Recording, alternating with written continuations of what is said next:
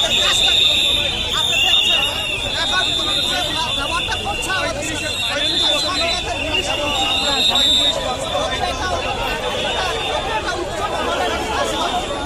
বলেছিল যে এটা একটা সরকারের ভাষা হলো না তারা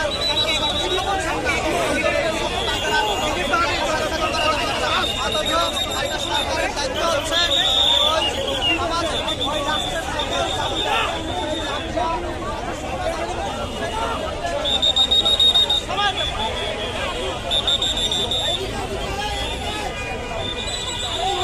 আন্দোলনে যারা আজকে আছে আচ্ছা আপনি বলেন তো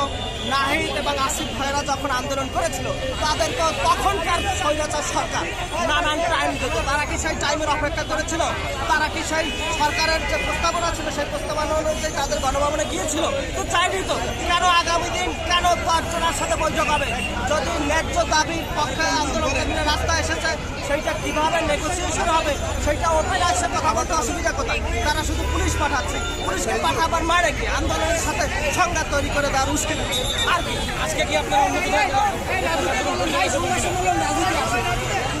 আপনারা জানেন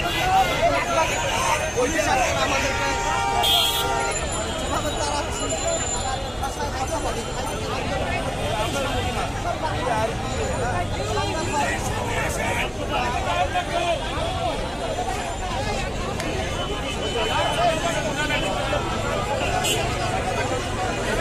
আমরা যেমনটি আসলে তাদের কাছে এখান থেকে